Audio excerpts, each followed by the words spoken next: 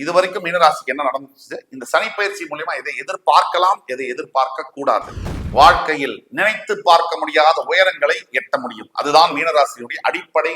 சில தடங்கல்கள், தாமதங்கள், லைட்டா அந்த சனி சிக்னல் கொடுத்திருப்பாரு. உங்க மைண்ட் உங்களுக்கே அகைன்ஸ்டா வேலை செய்யும். இதுதான் இதுக்கு பின்னாடி இருக்கக்கூடிய லாஜிக். சோதனையில யாரு ஜெயிக்கிறானோ அவன் தான் சாதனை பண்ண முடியும்.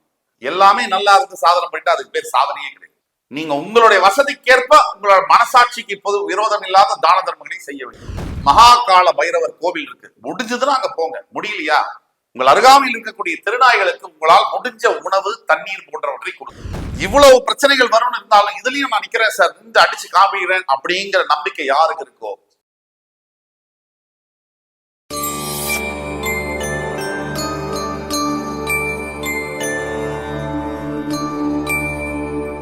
பக்கரதுண்ட மகாகாய சூரிய கோடி சமப்பிரபக அவிக்னம் குருமே தேவ சர்வ காரியேஷு சர்வதா. தென்னாட்டுடைய சிவனே போற்றி, என் நாட்டவர்க்கும் இறைவா போற்றி. அன்பர்களே, நண்பர்களே, இந்த புத்தம் புதிய காணொலியில் உங்கள் அத்துணை பேரையும் வரவேற்பதில் மிக்க மகிழ்ச்சி கொள்கிறேன். இன்னைக்கு சனி பயிற்சி பலன்கள் 2025 சரியாக மார்ச் 29, 2025 நடக்க போகின்ற சனி பயிற்சி பலன்கள் 12 ராசிகளுக்கு எப்படி இருக்கும் பார்க்கிற வரிசையில் இன்னைக்கு நம்ம பார்க்க போறது மீன ராசி, 12வது ராசி. மீனராசிக்கு இந்த வீடியோ எப்படி எடுத்துட்டு போறோம்னா, இது வரைக்கும் மீனராசிக்கு என்ன நடந்துச்சு, இந்த சனி பயிற்சி மூலியமா எதை எதிர்பார்க்கலாம், எதை எதிர்பார்க்க கூடாது, அதுக்கு அடுத்தபடியாக அதுக்கு என்ன தீர்வுகள், அதை பத்தி பேச போறோம். நீங்க மீனராசியாக இருந்தாலும் உங்களுடைய ஃப்ரெண்ட்ஸ், ஃபேமிலிஸ் அண்ட் ரிலேட்டிவ்ஸ்ல யாரு மீனராசியா இருந்தாலும் இந்த வீடியோவை தயவு கூர்ந்து அவங்களுக்கு ஃபார்வர்ட் பண்ணுங்க. இந்த வீடியோவானது மீனராசி அன்பர்களுடைய வாழ்க்கையில் மிகப்பெரிய மாற்றங்களை கொண்டு வரும் என்பதில் எல்லளவும் சந்தேகம் இல்லை. அதுக்கு அடுத்தபடியாக உங்களுக்கு இந்த வீடியோ பிடிச்சிருந்துச்சுன்னா லைக் பண்ணி, கமெண்ட் பண்ணி, மறக்காம சப்ஸ்கிரைப் பண்ணுங்க. உங்களுக்கு கண்டிப்பாக நல்லது நடக்கும். மீனராசி காலபுருஷனுடைய 12ஆம் வீடு மீனராசி. மீனராசி அப்படின்னு சொன்னாலே எப்படியும் ஒரு இடத்துல இருக்க முடியாது, பிறந்த இடத்துல வாழ முடியாது, நகர்ந்துகிட்டே இருக்கக்கூடிய சந்தர்ப்பங்கள் நடக்கும். 2, மீனராசி அப்படின்னாலே ஏழ்மையான குடும்பத்தில் பிறந்து ஏழ்மையான சூழ்நிலையில் வளர்ந்து வாழ்க்கையில் நினைத்து பார்க்க முடியாத உயரங்களை எட்ட முடியும். அதுதான் மீனராசியுடைய அடிப்படை ஒரு குணாதிசயம். மீனராசினாலே நல்லா வாழணும், காம்ப்ரமைஸ் எல்லாம் பண்ணக்கூடாது, நல்லா இருக்கணும் அப்படிங்கிற எண்ணப்பு வந்துடும். மீனராசி அப்படின்னாலே நல்ல வாசனை திரவியங்கள், நல்ல ட்ரெஸ், நல்ல ஆசைகள், இதெல்லாம் தன்னால வரும். மீனராசி அப்படின்னாலே இறைவன் பக்தி, இறைவனை நோக்கின சிந்தனை, இது எல்லாம் வரும். மீனராசினாலே கட்டுக்கடங்காத ஆசைகள் மனசுல வந்துகிட்டே இருக்கும். இதெல்லாம் மீனராசி. இதனால் வரைக்கும் மீனராசி என்ன நடக்குது, மீனராசிக்கு 7.5 சனி ஆரம்பிச்சதுல இருந்து மிகப்பெரிய பிரச்சனைகள் விரய சனியா இருக்கும் போதே வந்துச்சு. சில தடங்கல்கள், தாமதங்கள், லைட்டா அந்த சனி சிக்னல் கொடுத்திருப்பாரு. வேலையில பிரச்சனை, குடும்பத்துல பிரச்சனை, தொந்தரவு, உடல் உபாதைகள், எண்ணங்கள், பயம், தூக்கம் இல்லை, இதெல்லாம் கொடுத்திருப்பாரு. இப்ப போராத வரைக்கும் ஜென்ம சனியா வரும். எப்பவுமே ஒண்ணு வச்சுக்கணும், சனி பகவான் 7.5 சனி ஜென்ம சனினா உடனே நல்லது நடக்கும், எனக்கு 7.5 சனி இல்லை அப்படின்னா விளையாட்டுக்கு சொல்லலைங்க. உண்மையிலேயே 7.5 சனியில ஜென்ம சனியில கூட சில பேருக்கு நடக்கும். அந்த சில பேர்ல நீங்க ஒத்தரா அப்படின்னு தெரியணும்னா உங்கள் சுய ஜாதகம், பிறப்பு ஜாதகத்தை பார்க்க வேண்டும். அப்படி பார்த்தாதான் உங்களோட லக்னாதிபதி தசாபுக்தி புத்திநாதனுடைய பலத்தை வச்சு உங்களுக்கு சனி பகவான் 7.5 சனியில நல்லது செய்வாரா கெட்டது செய்வாருங்கிறத பார்க்க முடியும். ஆனால் நாம் சொல்லக்கூடியது பொது பலன்கள். 65% 70% நாம் சொல்லக்கூடிய பலன்கள் மீனராசினியர்களுக்கு பொருந்தும். 65-70% மீனராசினியர்களுக்கு பொருந்தும். கண்டிப்பாக 7.5 சனி ஜென்ம சனியின் போது நாம் பிரச்சனைகளை எதிர்பார்த்தே ஆக வேண்டும். இதுல பொய் பேசுறதுக்கு ஒண்ணுமே இல்லை, நெகட்டிவா பேசுறதுக்கு ஒண்ணும் இல்லை, உண்மையை தான் பேசுறோம்.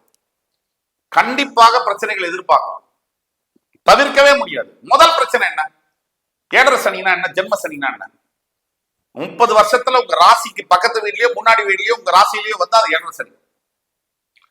உங்க ராசினா என்ன, சந்திரன் எங்க இருக்கு அதான் ராசி. சந்திரன் என்ன, உங்க மைண்ட். சோ 7.5 சனி ஜென்ம சனினா உங்க மைண்ட சனி பகவான் குடிக்க போறான்னு அர்த்தம். மைண்ட சனி பகவான் குடிச்சார்னா முதல்ல என்ன செய்வாரு, மைண்ட சரியா வேலை செய்ய விட மாட்டாரு. உங்க மைண்ட் உங்களுக்கே அகைன்ஸ்டா வேலை செய்யும். இதுதான் இதுக்கு பின்னாடி இருக்கக்கூடிய லாஜிக். இப்ப மைண்ட் சரியா வேலை செய்யணும் என்ன ஆகும்? மொத்தம் ஒர்க் பண்ணாது. நீங்க எவ்வளவு பெரிய படிப்பு படிச்சிருக்கலாம், மிகப்பெரிய அறிவாளியா இருக்கலாம், ஞானியா கூட இருக்கலாம், உங்களை 7.5 சனி ஸ்பேர் பண்ண முடியாது. உங்களை மட்டும் இல்ல, என்னையும் கூட, யாரையும் கூட ஸ்பேர் பண்ண முடியாது. ஆண்டவனுக்கே கூட 7.5 சனி உண்டு. அப்ப நம்ம முதல்ல ஒத்துக்கணும், அந்த மனப்பக்குவத்துக்குள்ள நம்ம வரணும். எதுவுமே இல்ல பாசிட்டிவிட்டி முட்டாள்தனமா நம்ம பேச முடியாது. எப்பயும் ஏற்றம் இறக்கம் பிரச்சனைகள் நல்லது கெட்டது எல்லாம் உள்ளதுதான் இந்த வாழ்க்கை. ஒண்ணு பாயிண்ட் நம்பர் 1, யதார்த்தத்துக்குள்ள நம்ம வரணும். செகண்ட், இந்த என்ன பண்ணோம்னா முதல்ல மைண்ட வந்து பிளக்சுவேட் பண்ண வைக்கும். மைண்ட்ல வரக்கூடிய விஷயங்கள் சிந்தனைகள் நமக்கு எதிராகவே வரும், பயத்தை உருவாக்கும், பதட்டத்தை கொடுக்கும். பதட்டம்னா சஞ்சலம், இந்த இது பண்ணலாமா அது பண்ணலாமா, குழப்பம், இதெல்லாம் ஏற்படுத்தும். இது பாயிண்ட் நம்பர் 1. ரெண்டாவது,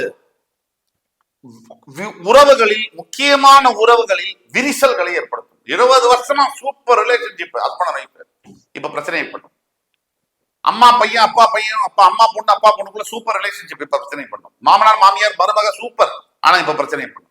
3வது, உடல் உபாதைகளை ஏற்படுத்தும். நீங்க எந்த 7.5 சனியில் இருக்கீங்கன்றதை பொறுத்து. 3வது 7.5 சனியில் இருக்கீங்கன்னா உங்க வாழ்க்கையில உடல் உபாதைகளை ஏற்படுத்தும். நான் சொல்லக்கூடியது அகைன் 65 முதல் 70% மீனராசி என்பவர்களுக்கு பொருந்தும். 30% ஏன் பொருந்தாதுன்னா, உங்களோட சுய ஜாதகத்துல சூப்பரா இருந்ததுன்னா நான் சொல்லக்கூடிய பலன்கள் ஒண்ணுமே கூட இல்லாம கூட போலாம். இது பொது பலன்கள். குறிப்பிட்ட உங்க ஜாதகத்தை நீங்க வாட்ஸ்அப் நம்பர் கீழே கொடுத்துருக்கோம், அதுல கான்டாக்ட் பண்ணி எங்கள்கிட்ட பணம் கட்டி அப்பாயின்மெண்ட் வாங்கி பாத்தீங்கன்னா உங்களால உங்களுக்கு உண்டான எதிர்கால பலன்களை துல்லியமாக கணித்து தர முடியும். 4வது பாயிண்ட் என்னன்னா, பண பிரச்சனைகளை தருவார். பணம் தானே இன்னைக்கு எல்லாமே. சோ ஒரு இடத்துல சுவிட்ச் ஆஃப் பண்ணா 50 லைட் அணையும்ல, அந்த மாதிரி எல்லாம் இருக்குல்ல கரண்ட் கனெக்ஷன், பணத்தை சுவிட்ச் ஆஃப் பண்ணுவார். பதட்டத்தை ஏற்படுத்தும். பணம் வந்து இல்லைன்னா என்ன ஆகும்? பேங்க் அக்கௌண்ட்ல எல்லா வியாதியும் வந்துடும். நம்ம உடம்புல பணம் இருந்தாலும் வியாதி வரும், அது வேற வியாதி, அது சந்தோஷத்துல வர வியாதி. பணம் இல்லைனாலும் வியாதி வரும், மனவியாதி வரும். மனவியாதி உடலை அஃபெக்ட் பண்ணும், உடம்புக்கும் மனசுக்கும் கனெக்ஷன்.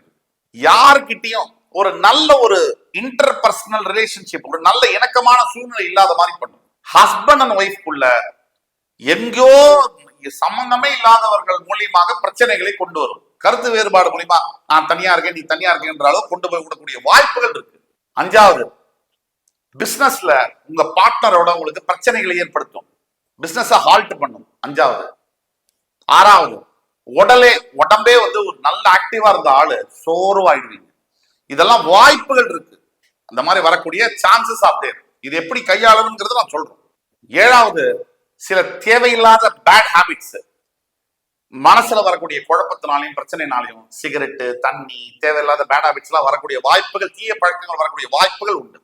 8வது, பல ஆண்டுகளாக நீங்கள் சேர்த்து வைத்த புகழ் பெயர் பெருமை பணம் இது எல்லாத்துக்கும் ஆபத்து வரக்கூடிய வாய்ப்புகள் உண்டு. எல்லாத்தையும் சொல்லிட்டீங்களே சார், எப்படி சார் வாழ்றது? இதெல்லாம் இருந்தும் இதுலயும் அடிச்சு ஒருத்தன் ஜெயிச்சான்னு சொன்னா அவன் யாரு? கடவுளுக்கு ஈக்குவலான மனுஷனா பார்க்கப்படுவாங்க. சோதனையில யாரு ஜெயிக்கிறானோ அவன் தான் சாதனை பண்ண முடியும். எல்லாமே நல்லா இருந்து சாதனை பண்ணிட்டு அதுக்கு பேர் சாதனையே கிடையாது. இவ்வளவு பிரச்சனைகள் வரும்னு இருந்தாலும் இதுலயும் நான் நிக்கிறேன் சார், இந்த அடிச்சு காமிக்கிறேன் அப்படிங்கிற நம்பிக்கை யாருக்கு இருக்கோ அவங்களுக்கு தான் இந்த வீடியோ சமர்ப்பணம். ஆக இதெல்லாம் வரக்கூடிய வாய்ப்புகள் இருக்கு. சனி பகவான் உங்கள் ராசியில் உட்கார்ந்து உங்களுடைய 3ஆம் வீடு 7ஆம் வீடு 10ஆம் வீட்டை பார்க்க போகிறார். உங்களோட 3ஆம் வீடு அவர் பார்க்கும்போது நீங்க எடுக்கக்கூடிய முயற்சிகள்ல காலி பண்ணுவார்.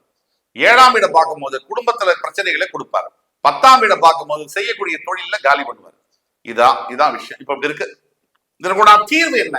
முதல் தீர்வு, கண்டிப்பாக மீனராசியில் இருக்கக்கூடிய அனைத்து அன்பர்களும் திருநள்ளாறில் இருக்கக்கூடிய தர்பாரண்யேஸ்வரருக்கு போய் தரிசனம் பண்ணி அபிஷேகம் செய்து நல தீர்த்தத்துல குளிச்சு, அதாவது கருவியில வஸ்திரத்தை கட்டி போய் அவருக்கு அபிஷேகம் ஆராதனை பண்ணி அர்ச்சனை பண்ணி உங்களால் முடிந்த உணவு ஆடைகளை, கருவியில வஸ்திர ஆடைகளை தானம் செய்ய வேண்டும். புடவையோ வேஷ்டியோ ஒரு 100 பேருக்கு முடிஞ்சு 10 பேருக்கு பண்ணலாம். பணம் இல்லைன்னா முடிஞ்சதுன்னா 100 பேருக்கு பண்ணுங்க.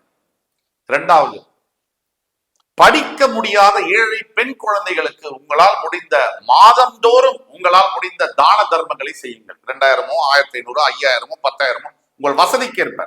சில பேர் நம்ம ஊர்லயே சொல்றாங்க 10 கோடி வச்சிருக்கேன் சார், மாசம் 1000 ரூபாய் தரேன் சார். இதுக்கு சனி பகவான் உங்களுக்கு பனிஷ்மெண்ட் தான் கொடுப்பாரு. நீங்க உங்களுடைய வசதிக்கேற்ப உங்களோட மனசாட்சிக்கு இப்போது விரோதம் இல்லாத தான தர்மங்களை செய்ய வேண்டும். மூன்றாவது, ஒவ்வொரு பிரதோஷம் தோறும் சிவ ஆலயங்களுக்கு சென்று நல்லெண்ணெய் தீபமேற்றி நவகிரகத்தை சுத்தி வர வேண்டும். நாலாவது, கால பைரவருக்கு, அதாவது மத்திய பிரதேஷ்ல இண்டோர்ல மகா கால பைரவர் கோவில் இருக்கு. முடிஞ்சதுன்னா அங்க போங்க. முடியலையா உங்கள் அருகாமையில் இருக்கக்கூடிய திருநாய்களுக்கு உங்களால் முடிஞ்ச உணவு, தண்ணீர் போன்றவற்றை கொடுங்க. இது ஒண்ணுதான் நீங்க செய்யக்கூடிய தர்மம் தான். ஏன்னா சனி பகவான் தர்மகாரகன், கர்மகாரகன். அவங்க செய்யக்கூடிய தர்மம் தான் உங்களை தலை காக்கும். வேற எதுவும் உங்களை ஒண்ணும் பண்ண முடியாது. நீங்க தர்மம் செய்ய செய்ய செய்ய செய்ய செய்ய உங்களுடைய கெட்ட பலன்கள் மாறி நல்ல பலன்கள் வரும். ஆக என் உயிரினும் மேலான மீனராசி என்பர்களே, அடுத்த காணொலியில் மறுபடியும் உங்களை எல்லோரையும் சந்திக்கும் வரை உங்களிடமிருந்து விடைபெறுவது உங்கள் சுபாஷ் பாலகிருஷ்ணன். நன்றி, வணக்கம், வாழ்க வளமுடன்.